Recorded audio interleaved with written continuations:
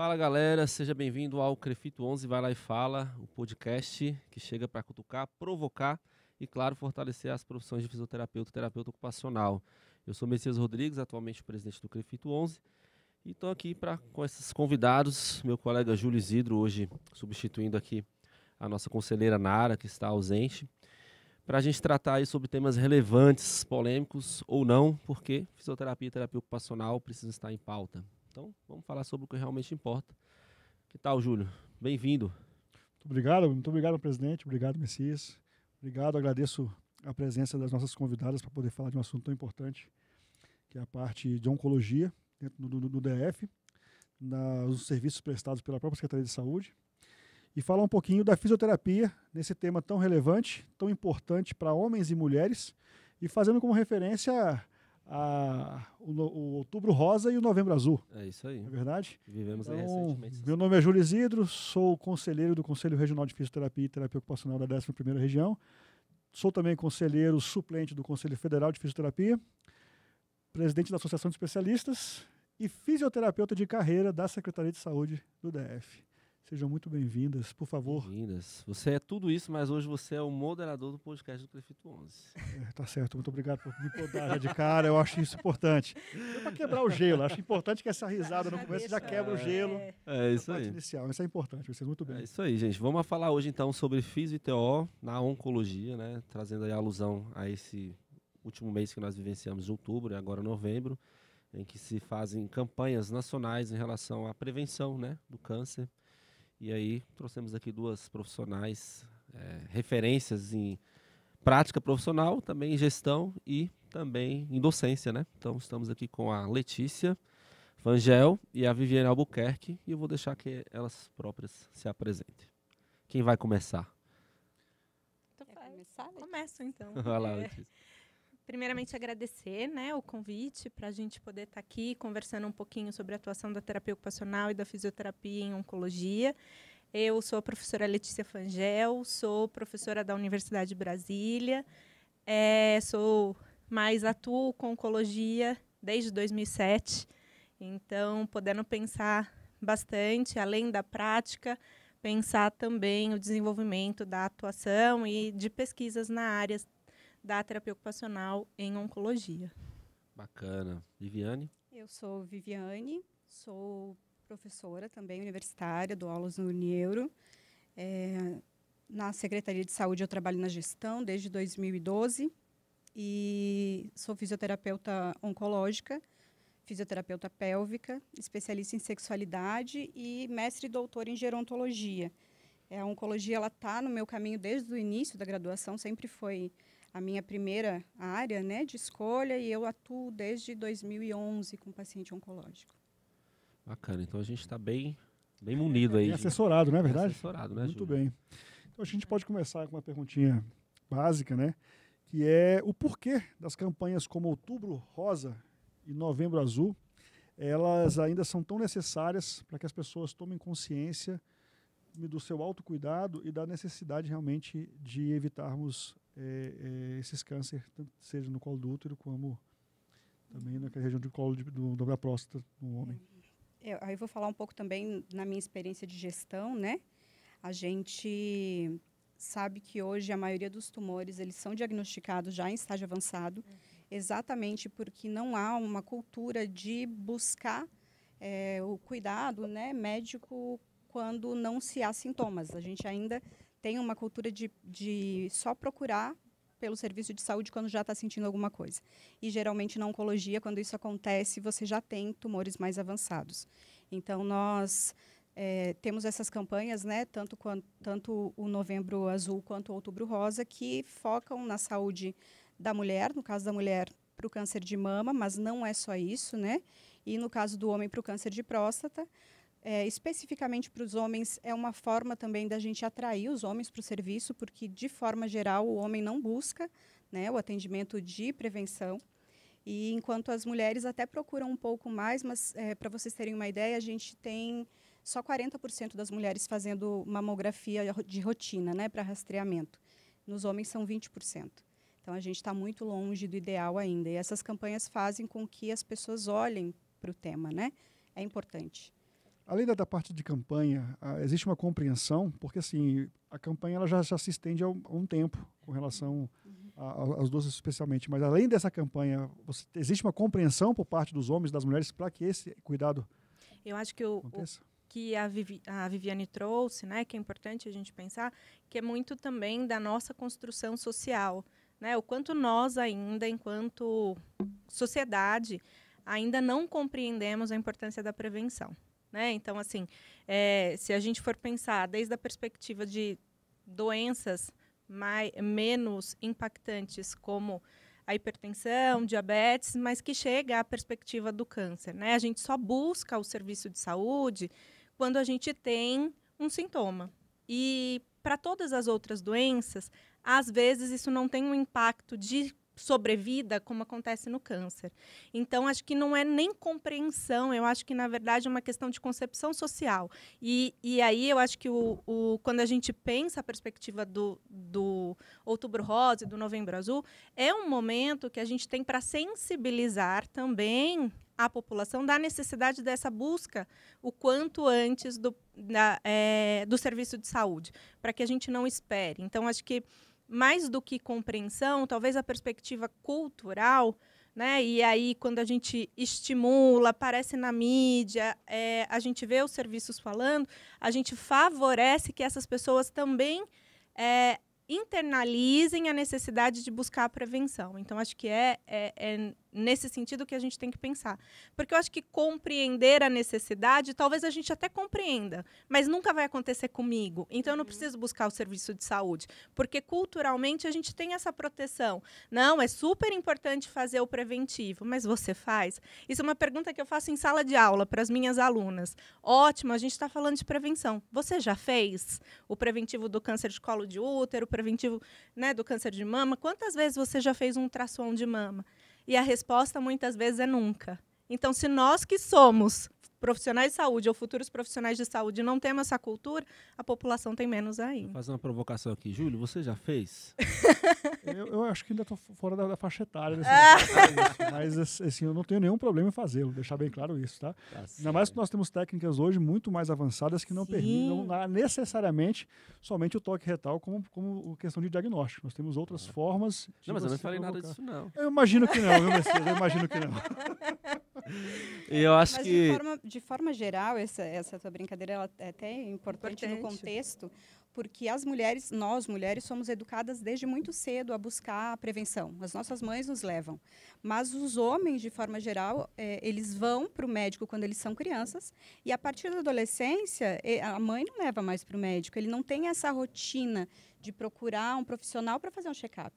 Né? Então, desde a mulher o início, tem o ginecologista que precisa acompanhar. O homem não tem, né? Não tem.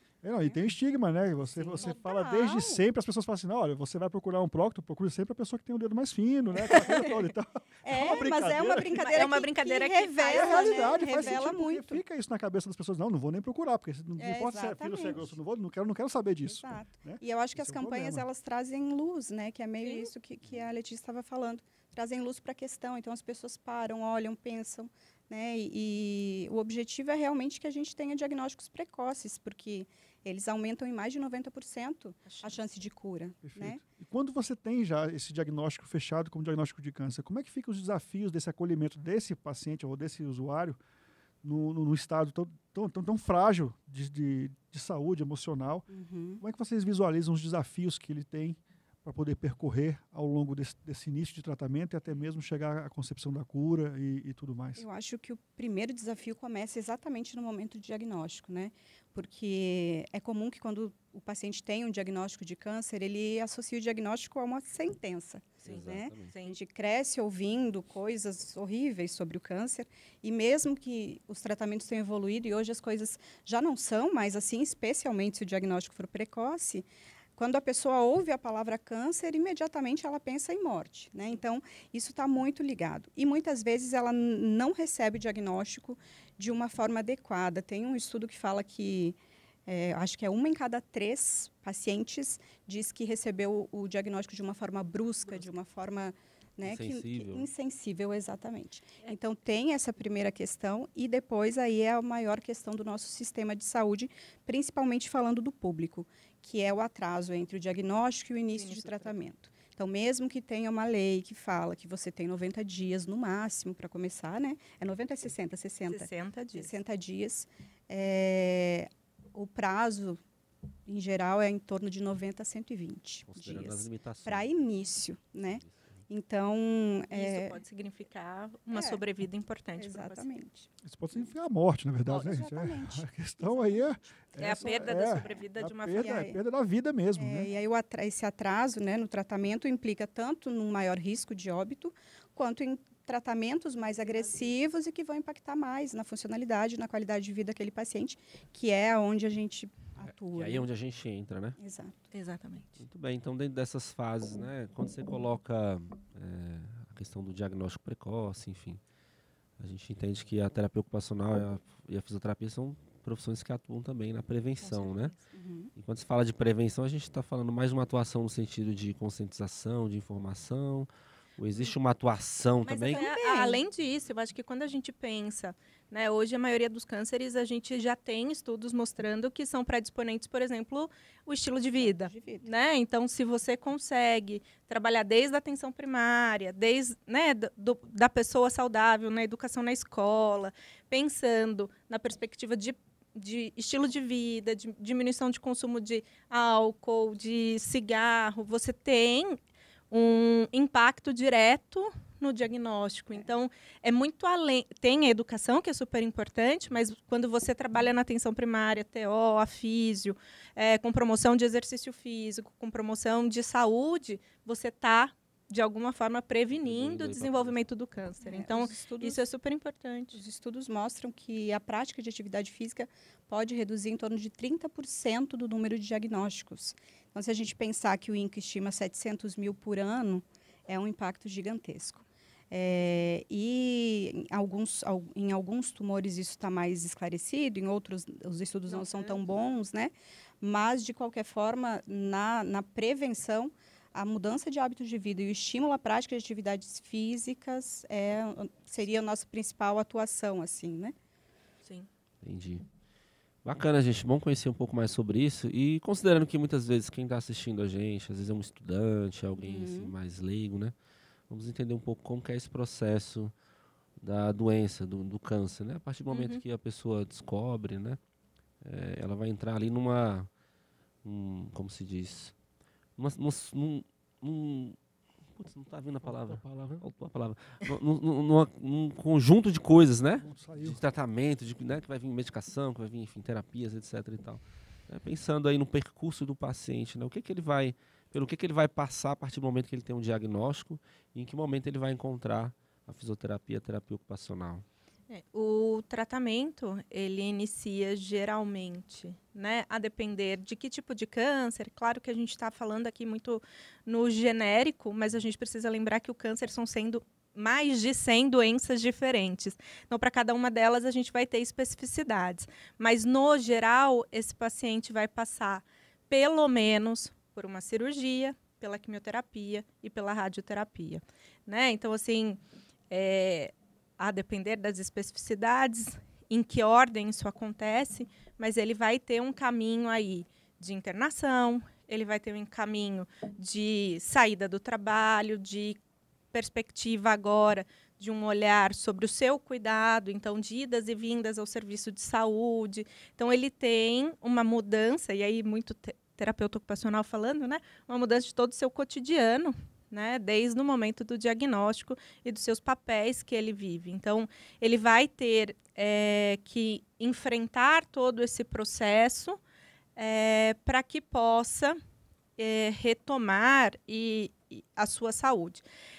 Em que ordem acontece, a gente vai depender muito de cada caso. Né? Se a cirurgia vai acontecer, mas o importante é entender que esse sujeito ele vai passar para o serviço de saúde por um tempo longo. Né? O tratamento do câncer, o grande desafio para o paciente, para o usuário, é que ele não é um tratamento de curto prazo. Né? Ele é um tratamento de longo prazo. Então, isso tem um impacto importante, pensando mesmo para a sua própria gestão de saúde. Em que momento, falando da terapia ocupacional que ele vai encontrar, o importante seria que ele encontrasse desde a prevenção. Né? Eu acho que se a gente fala de mudança, né, de hábitos de vida, de estilo de vida, e o terapeuta ocupacional trabalha na perspectiva das ocupações e dos seus papéis, então o importante seria que ele encontrasse desde a prevenção. Mas, de fato, muitas vezes esse paciente vai chegar para o profissional da terapia ocupacional em 2 momentos. Ou no momento da internação, quando ele está ali para fazer a quimioterapia ou a cirurgia, ou numa consequência, uma infecção pós-quimioterapia, ou então no processo de reabilitação mais tardio. Né? E esse geralmente é um grande desafio para o terapeuta ocupacional, porque muitas vezes o paciente já chega com sequelas que poderiam ter sido prevenidas se o profissional estivesse acompanhando esse sujeito desde o princípio. Então, pensando nessa perspectiva, não sei se você quer complementar. Na fisioterapia não é diferente, né? A gente deveria e a gente deve atuar desde antes, né, do tratamento, né? Então, uma pré-habilitação, onde a gente vai preparar o paciente para o tratamento que pode vir, e o tratamento ele pode ser bastante agressivo, né? Na realidade, a nossa atuação principalmente é mais nos efeitos dos tratamentos, porque eles são tratamentos que podem ser mutiladores, que podem envolver grandes cirurgias, e a própria quimioterapia e radioterapia causam alterações, né, sistêmica no caso da quimio e localizada no caso da rádio, que vão provocar alteração funcional, né?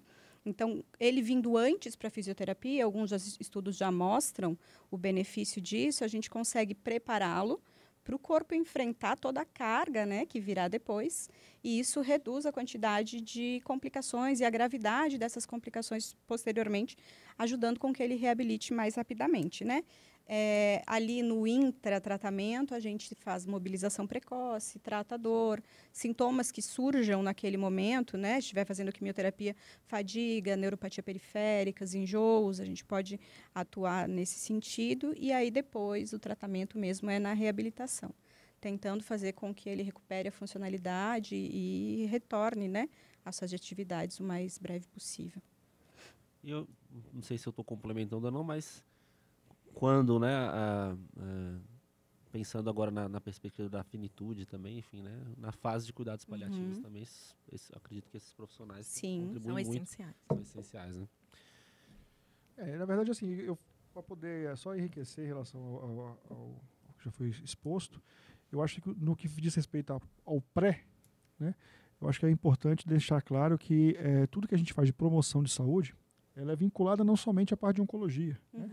Mas o tratamento, ou aonde a gente atua, né, como fisioterapeuta, como terapeuta ocupacional, quando a gente fala da promoção, do pré, qualquer que seja a doença, é exatamente aquelas características de atividade física, uma atividade laboral, uma melhora do condicionamento, parte cardiorrespiratória, no qual você vai fazer o acompanhamento de quem tem tendência ou tem algumas doenças de base, propriamente dita, que podem despertar alguns outros problemas, como, por exemplo, um diabético hipertenso, onde desenvolver um AVC ou um infarto agudo no miocárdio, e assim como outras atividades, seja ela de forma hereditária, né, que você tem todo o histórico e tem essa parte de oncologia, boa parte delas também tem um percentual que vem de origem hereditária, onde você pode estar tentando trazer ou tardiar o aparecimento dessa patologia, ou até mesmo a suspensão, caso haja uma mudança de vida a partir dali. Então, eu acho isso importante a gente colocar que a fisioterapia ocupacional, estando no tratamento pré, ou seja, a promoção de saúde,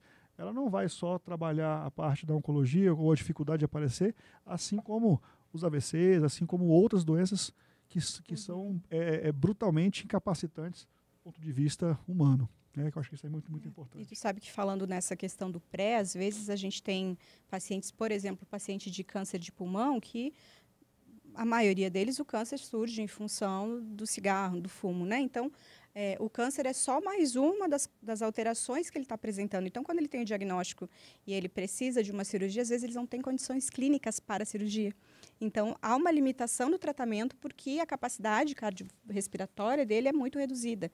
E aí tem estudos, bons estudos, que mostram que se a gente fizer um plano intensivo de tratamento, né, de terapia respiratória, de reabilitação respiratória com esse paciente, ele consegue atingir, né, um ponto fisiológico que permite ele fazer a cirurgia e logo que dá uma chance de cura para ele, né?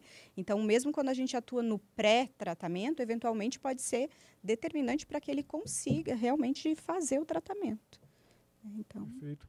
Falando um pouquinho da parte do tratamento da fisioterapia, seja ele em relação à recuperação funcional para um câncer, como se for colocar um câncer de pulmão, ou voltando também para a área de Novembro Azul, não é verdade? Nós estamos aí nesse período ainda de novembro para tratar do câncer de próstata. Qual que é a atuação, ou como funciona a atuação da fisioterapia, especialmente nesse caso, após cirurgia, no caso de próstata, ou como é que funciona a reabilitação para esses pacientes que tiveram diagnóstico, tiveram que passar por cirurgia ou por rádio? Como é que funciona? Onde a gente atua na nossa prática mesmo cotidiana? Tá. Eu acho que vale a pena a gente falar dos dois principais tumores, já que a gente está outubro rosa e novembro azul, né?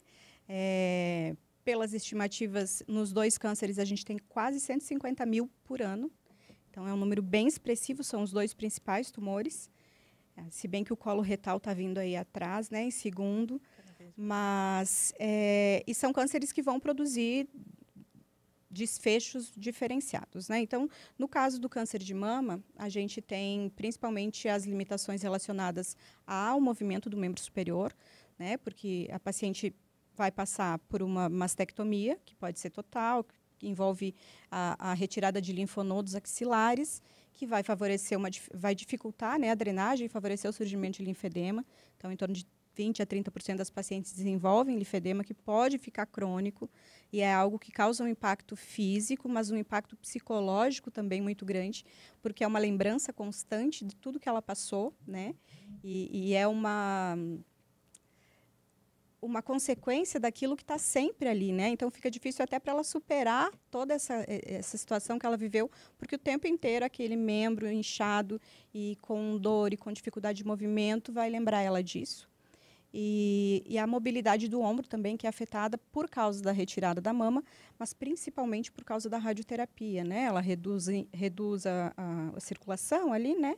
E favorece o surgimento de fibroses e alterações teciduais que limitam muito o movimento. Então, a gente também tem uma boa parte das mulheres que desenvolvem dor crônica, e aí a nossa atuação, pensando em cirurgia e rádio, fica mais nessas questões. Quando a gente fala do câncer de próstata, então, lembrar, né, que a próstata tem uma relação muito íntima com a bexiga, com o assoalho pélvico. Então, a retirada da próstata ocasiona incontinências urinárias em aproximadamente 30% dos pacientes. E a fisioterapia ela consegue acelerar o processo de recuperação, né? Então, o que a gente sabe é que, com a fisioterapia, em torno de 3 a 6 meses, 80% dos pacientes já estarão continentes, enquanto sem a fisioterapia, só aproximadamente 30%.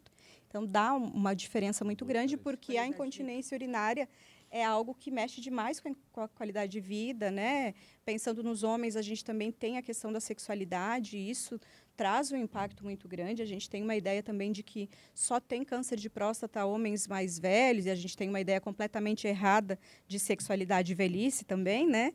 Como se fosse menos importante para essas pessoas. Então, é só mais velho, o que não é verdade, definitivamente, mas não é verdade também que só idosos têm câncer de próstata. Então, a gente tem cada vez pacientes mais jovens, 45, 50 anos, com câncer de próstata, e tendo toda uma repercussão, né, na questão urinária, que impacta demais a convivência dele, e na questão sexual também. Então, a fisioterapia vai atuar nessas duas áreas em conjunto, né, com a reabilitação de assoalho pélvico, com a educação, né, em saúde sexual, e com algumas outras técnicas que têm surgido e que estão crescendo para reabilitar a parte de disfunção erétil. E ainda existe a fadiga oncológica, que é algo que se fala pouco e que pode acometer qualquer paciente que passar pelo tratamento oncológico, principalmente associada à quimioterapia, mas não exclusivamente. E ela é extremamente limitante e não há muita informação sobre isso, não há muita orientação, e isso em geral. Os pacientes eles não são informados sobre o que vai acontecer depois, né? E naquele momento também que ele tem o diagnóstico, ele só quer melhorar, né? Ele só quer se curar, o depois é depois. Só que o depois é vida, né? O depois é todo o resto da vida que ele tem pela frente. E a fadiga oncológica é um sintoma que permanece mesmo depois da cura. Sempre. Né? Então, ela vai ficar ad eterno. Deixa eu tirar uma dúvida aqui, Messias, por gentileza. Claro. Eu não sei se é fake news ou se é good news, é verdade? Eu estou me preparando aqui para a pergunta. Emocionalmente, né? Não, porque, assim, comentam bastante em relação ao uso em função da atividade sexual em relação ao desenvolvimento de câncer de próstata. Né? Seja pela inativação ou pela quantidade de relações cada vez mais reduzidas pelo processo de envelhecimento, e daí vem o aparecimento. Por isso que se fala dessa questão da fake news. É verdade ou é mentira essa situação de que quanto menos atividade sexual você faz, maior é o risco de aumentar a chance de câncer de próstata? Então, eu vi uma vez um único estudo que eles investigaram a relação, né, entre a frequência de atividade sexual e o câncer de próstata e concluíram que quem tinha mais, e existia um número lá, tinha menos câncer. Não né? tem esse número não para poder... Para divulgar, né? Exato, né? Eu não me lembro, eles diziam um número lá, quantas vezes era e tal. Mas não era um estudo, né, de qualidade metodológica, então eu não sei afirmar. Eu não sei afirmar. Né? Nós temos um estudo, pelo menos, né? Se a gente pensar, né, no funcionamento da próstata, ali tem uma plausibilidade biológica aí, né? Exatamente. Então a gente vamos correr atrás desse estudo para que a gente possa usá-lo na nossa prática diária. Uma brincadeiras à parte, vocês mencionaram uma coisa que é a fadiga oncológica, assim. Fala um pouco mais sobre isso para que as pessoas de casa entendam também o que é a fadiga oncológica. Como a Viviane colocou, a fadiga oncológica ela é uma sequela, uma consequência do tratamento, do próprio processo de adoecimento, das alterações sistêmicas que acontecem. É um ponto super importante para a fisio e para a terapia ocupacional pelo impacto funcional. Então, a fadiga oncológica ela é aquela sensação persistente que o paciente traz de um cansaço, de uma astenia, às vezes compreendido pela família como uma falta de vontade de fazer determinadas atividades que eram do seu dia a dia e que ele não consegue fazer. Mas é compreender que ela é secundária ao próprio tratamento.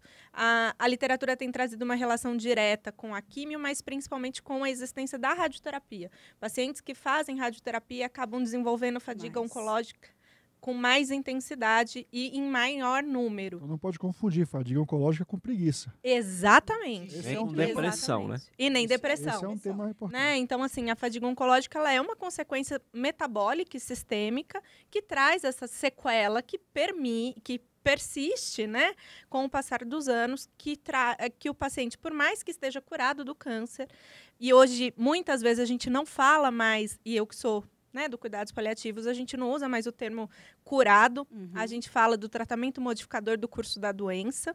Por quê? Porque a sequela fica. Então, você saiu da doença, mas as sequelas que ela traz para a vida do sujeito, ela nunca vai ser superada, ela nunca vai ser curada. Então, eu tenho que aprender a conviver. Né, o sobrevivente do câncer, ele aprende a se reestruturar a partir das sequelas que ela tem. Então, a gente não fala mais em tratamento curativo, a gente fala de tratamento modificador do curso natural da doença. É enorme, mas faz muito mais sentido quando a gente pensa nessa longevidade do câncer. Não só pelo tratamento, mas como as sequelas persistentes. A fadiga oncológica é a principal quando a gente pensa em processo de intervenção funcional, tanto para a terapia ocupacional quanto para a fisioterapia, pensando nesse impacto, né?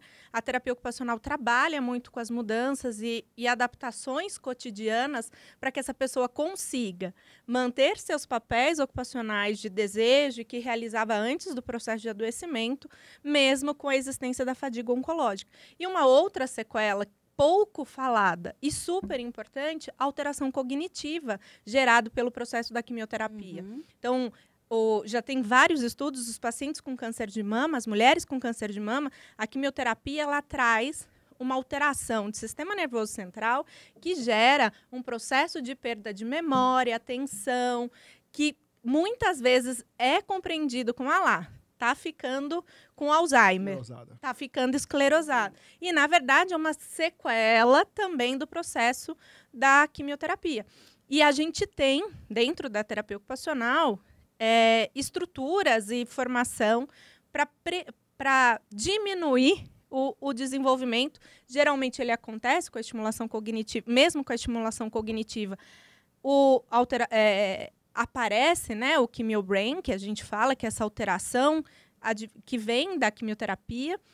Não se sabe se é toxicidade, na verdade, eles não falam em toxicidade, eles falam como uma sequela, né? Assim como a fadiga, sem muita ainda clareza do porquê que acontece, mas ele acontece e acontece muito.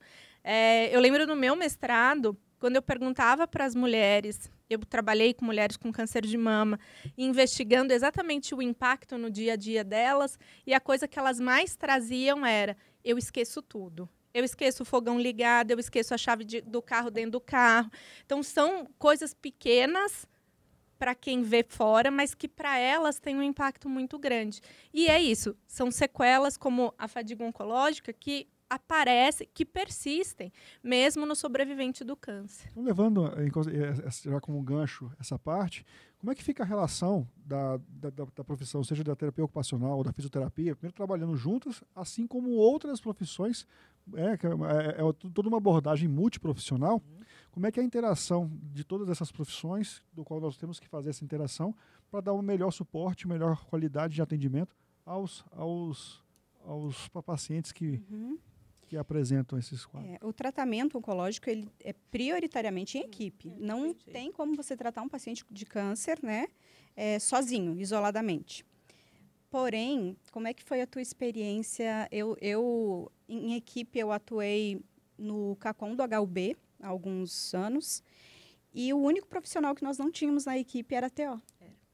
Né? Então, ainda há falta desses profissionais, né? De muitos. Eu sei que muitos serviços não têm físio, ou se tem físio, tem momentos muito específicos, mas esse cuidado integral, né, do paciente, a gente sabe que não existe.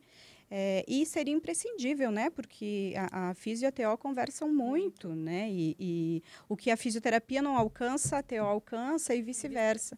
Então, a gente deveria ter uma atuação muito mais próxima. Eu acho que quando a gente pensa o paciente oncológico, a gente não consegue pensar ele só pelo olhar de um profissional, né? E muito além da TO e da físio. Né? Ele é um sujeito... A gente está falando de uma doença e de uma pessoa que é multissistêmica, com sofrimentos em diferentes áreas. Então, assim, nenhum profissional é capaz de cuidar desse sujeito sozinho, com tanto sofrimento, com tantas perspectivas sozinhos. Da família também. Né? E da família. Não, ainda, não aí assim, daria outro podcast para a gente pra pensar o cuidado da família. Cuida, né? Exatamente, que é um outro caminho que sofre tanto, que adoece tanto, que tem que precisa pegar outros papéis que era daquela pessoa. Então, assim, uma outra discussão super importante. E é isso, a gente precisa da relação multiprofissional e interdisciplinar quando a gente pensa na atuação do paciente oncológico. Eu acho que a fala da Viviane é a realidade. A gente enxerga ainda muito pouco terapeuta ocupacional trabalhando dentro da oncologia. Eu venho de São Paulo, né? Eu vim para Brasília em 2013 e o que eu falo assim, isso para mim foi um grande choque. Né? Quando eu vim de São Paulo, eu vim de um lugar, tudo bem, né? O pessoal brinca que é um mundinho cor-de-rosa. Eu trabalhava no Hospital das Clínicas da Faculdade de Medicina de Ribeirão Preto. Então, eu tinha uma equipe completa, né? De psicólogo, fono, TO, físio, serviço social, toda aquela equipe para dar o suporte para aquele paciente. Então, era uma realidade muito diferente e que a gente funcionava muito bem. Né? Eu acho que uma coisa que eu brinco com os meus alunos, que quando a gente briga com outro profissional, é porque a gente não sabe direito o que a gente faz. Uhum. Né? Porque quando a gente tem clareza do que a gente faz, a gente tem uma boa relação e a gente se complementa, como a Viviane falou. Eu acho que a atuação do terapeuta ocupacional e do fisioterapeuta em oncologia, ela é complementar. Né? A gente tem muitas coisas que conversam, mas os nossos objetivos finais acabam sendo diferentes pelas especificidades da profissão. Né? Quando a gente fala, por exemplo, da fadiga oncológica, o olhar da fisioterapia vai ser também pela funcionalidade, mas na busca, né, do movimento. Exato. A gente vai olhar para o corpo, né? A gente quer reabilitar e o tratamento é exercício.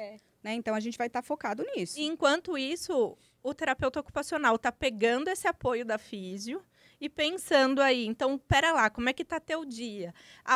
Onde que está mais difícil realizar? Então, vamos pensar, eu preciso cuidar do meu filho e no final do dia eu estou muito cansada, eu não consigo cuidar do meu filho.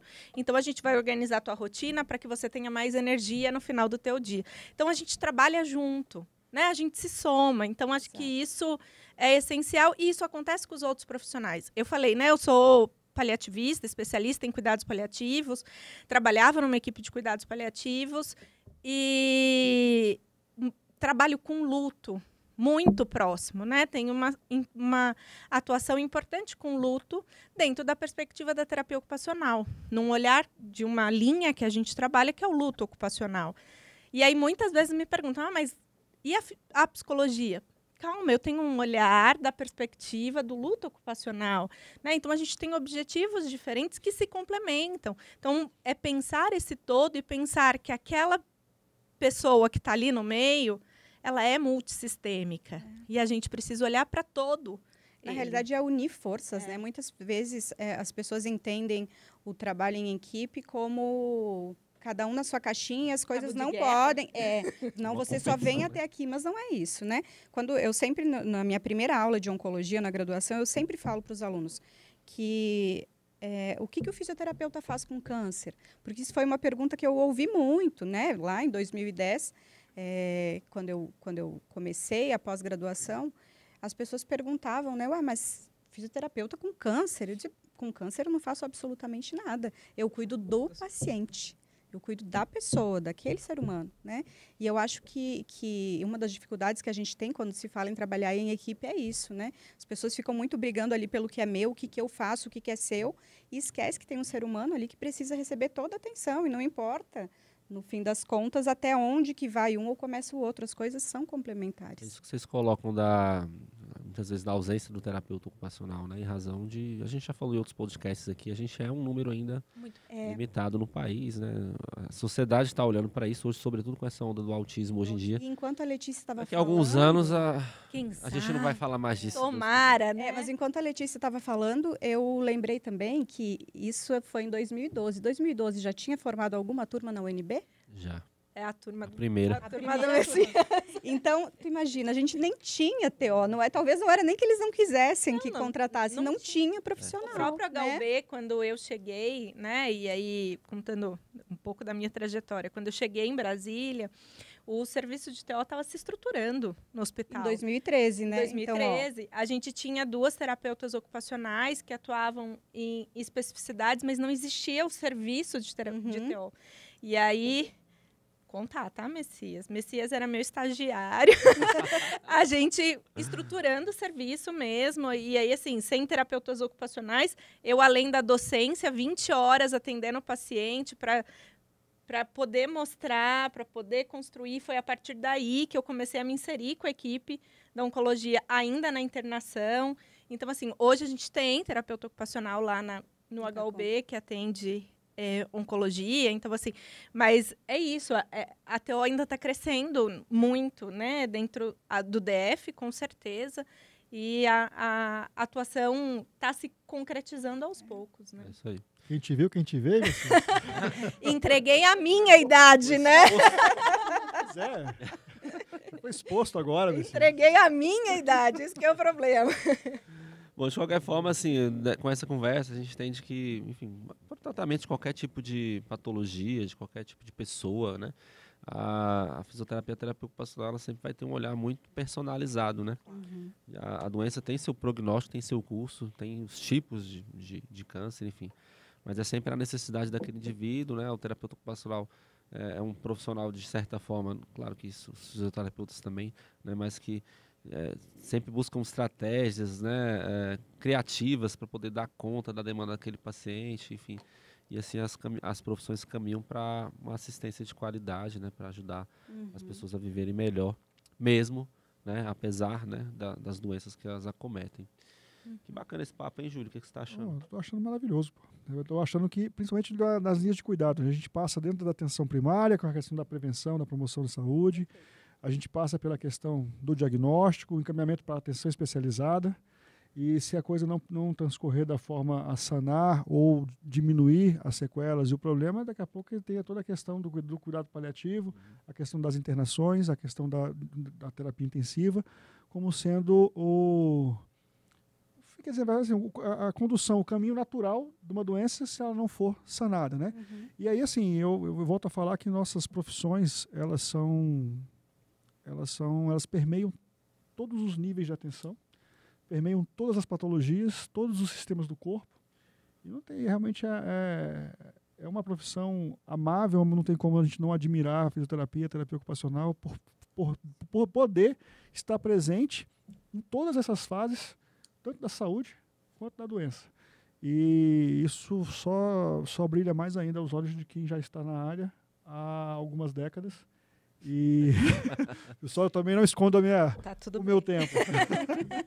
E dizer que realmente às vezes é muito triste a gente visualizar que a saúde pública, de forma geral, ela não tem os mesmos olhares de quem realmente está presente ali, né? Eu digo mais a parte da gestão ou da alta gestão, porque a baixa gestão é área técnica. Então, quem está na baixa gestão é exatamente os profissionais da área que têm competência para estar ali, mas infelizmente eles não têm o poder da caneta para determinar as coisas. E aqui a gente fala, e a gente até estava falando antes do podcast, né?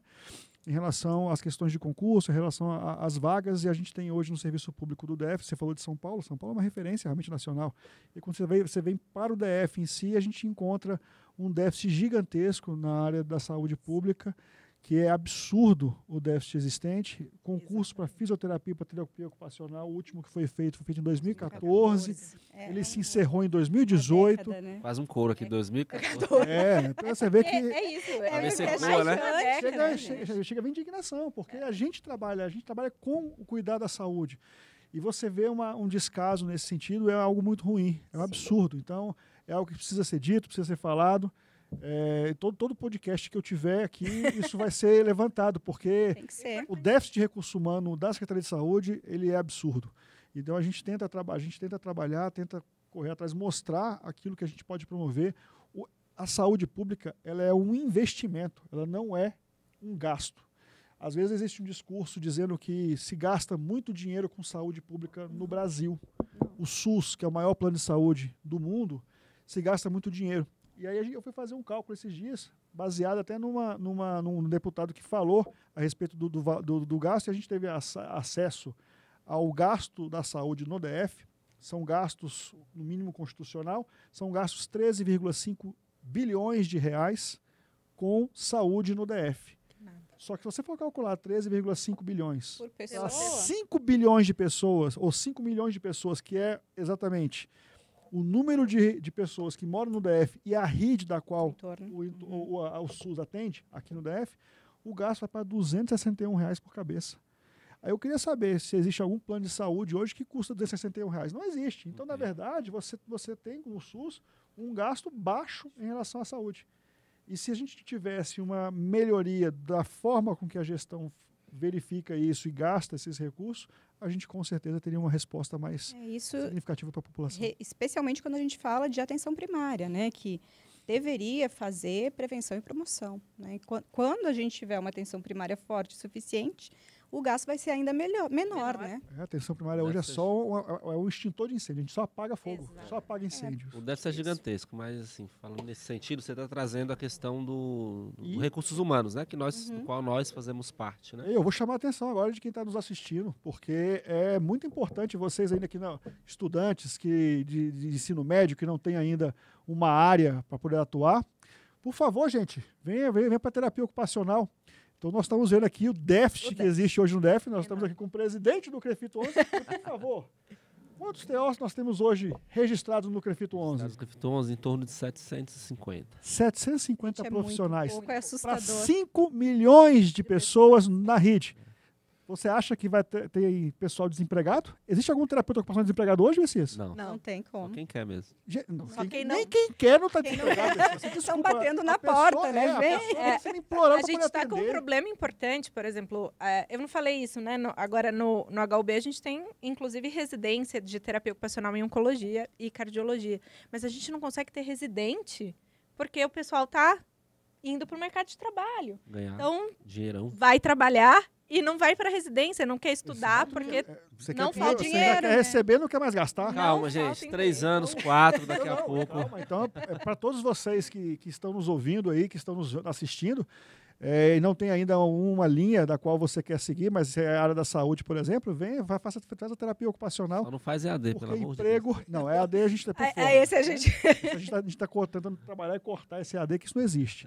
Mas da área da saúde tem que ser presencial, para você poder realmente ter a vivência e ter o conhecimento para poder atender e melhorar a vida e a saúde dos habitantes. Sobre o EAD tem um podcast aí, uns 3 atrás aí, vai lá no nosso canal do YouTube que a gente já discute bem essa questão. Mas eu ia falar, voltando, a questão dos recursos humanos, né, que somos nós. E assim, vocês que são da prática, né, eu sei que, e também da docência, queria que vocês dissessem assim para quem está em casa pensando talvez em adentrar essa área, né, da onco, como área de vida profissional. Qual que é o ideal hoje de capacitação, de formação? A graduação ela dá um instrumental mínimo, mas como é que o profissional recém-formado ele tem que caminhar para ele se tornar alguém bom de serviço aí nesse campo? Vou falar da fisioterapia. Eu não sei se eu imagino que a questão na terapia ocupacional seja bem parecida. Então, apesar da fisioterapia oncológica ser uma especialidade reconhecida desde 2009, né? A gente ainda tem pouquíssimos profissionais especialistas. Eu não quero mentir, mas eu acho que são 168, são pouquíssimos mesmo com título de especialista. E pós-graduados especializados também. A gente não consegue. Eu sei de 2 ou 3 vezes que já foi oferecido pós-graduação em oncologia aqui em Brasília e não fechou turma. E por que isso acontece? Porque muitas graduações ainda não têm essa disciplina. Então, lá onde eu ministro aula, a gente incluiu ela no currículo tem 2 anos. Né? Então, apesar de ser uma especialidade, nem todo mundo vê isso durante a graduação. E aí acaba vendo assuntos assim, na gineco vê um câncer de mama, um câncer de próstata, mas uma coisa muito básica. Então, se tu nem tem conhecimento daquilo, é difícil você despertar o interesse para essa área, né? E a oncologia é uma área que precisa de especialização, porque você tem muitas especificidades, né, relacionadas ao tratamento, à interação de técnicas com a doença, né? Você tem que estar atualizado, o tratamento também se atualiza muito rápido, né? Além de ter que ter um olhar diferenciado, né? Uma sensibilidade para atender esses pacientes. O tratamento ele precisa ser, todos precisam, né? Mas tem que ter uma atenção muito humanizada, né? É um momento de muita fragilidade daquela pessoa que está ali contigo, né? E a tua atuação ela acaba sendo muitas vezes a única que ela tem próxima, porque vai para a consulta e na consulta é só você vai fazer quimio, você vai fazer rádio, não tem o calor humano, às vezes não tem nem tempo para isso, porque existem tantas coisas a serem abordadas. Então, quando ele vem para a gente com demandas variadas, nem todas a gente dá conta de responder, mas que a gente tem que estar aberto para ouvir, pelo menos, sabe? Uma escuta ativa, qualificada, ali para entender qual é a queixa do paciente. Então, agora vou eu fazer o marketing, né? Para os alunos que estão aí na graduação, né? A fisioterapia oncológica vale realmente a pena o investimento e precisa de um investimento de intelectual, né? Tirando a parte de tem que fazer pós-graduação, mas de estudar, de buscar formação e informação, porque vai fazer diferença na prática. Também, né, gente? Sim, a titulação é importantíssima. O mercado hoje está caminhando para a especialização das profissões. Né? A medicina já fez isso lá atrás, hoje, né, todo mundo quer consultar um especialista. E a gente deveria ter feito isso também, já. A gente está caminhando por aí, né? A fisioterapia um pouco mais na frente até do que a terapia ocupacional, né? Porque você tem hoje... Eu ia falar isso. Tem várias associações hoje da fisioterapia vinculadas às especialidades médicas, né? Inclusive, a prova de título do CONFIT já vai ser agora no dia 30, né? Houve todo o esforço do Conselho Federal. A gente trouxe também um podcast aqui com o presidente e a vice recentemente sobre esse tema, assim, como que isso tem sido importante, né? Porque a formação generalista da graduação, não é base. Ela te dá uma amplitude, né, de conhecimento, mas o mercado ele exige um pouco mais, né? Exige. E a remuneração do mercado também é melhor para quem se especializa mais. Então, tem algumas áreas, inclusive, como a fisioterapia pélvica, por exemplo, que o convênio ele só credencia se houver um especialista atendendo. O pós-graduado, né? Precisa ter o título de pós-graduação, né? Não precisa ser necessariamente especialista.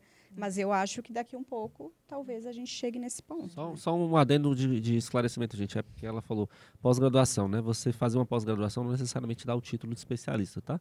Quem te dá um título é alguma sociedade, associação, no caso nosso Conselho Federal, tá? O pessoal só precisa entenderem. Perfeito. Até o título você é especializado ou pós-graduado. Eu te cortei, desculpa. Não tem problema. Não, que eu ia muito na linha do que você falou. Se para fisioterapia é difícil, para TO é ainda mais. Né? Primeiro porque nós somos uma profissão muito mais... Menor.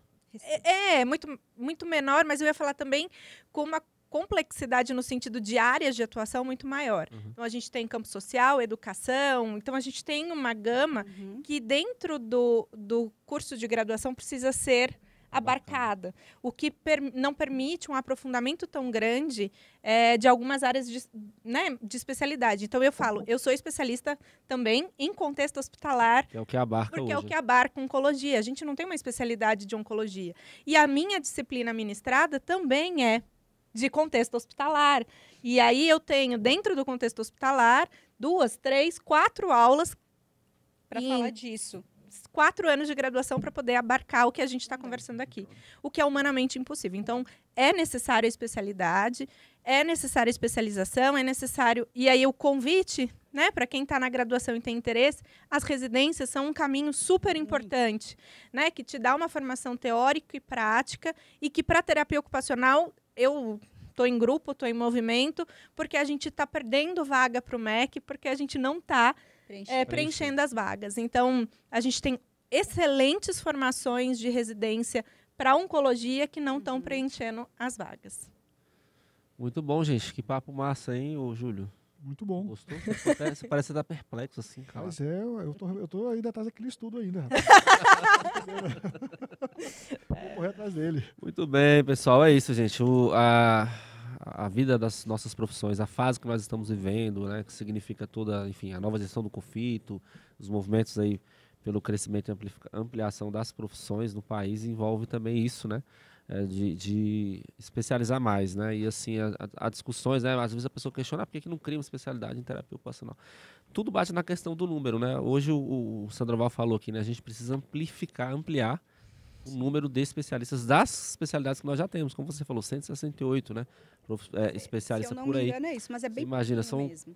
400 e tantos mil fisioterapeutas no país, né? Então, assim, a gente precisa, dentre esses ainda, melhorar muito, divulgar mais e trazer mais adesão às especialidades já existentes, né?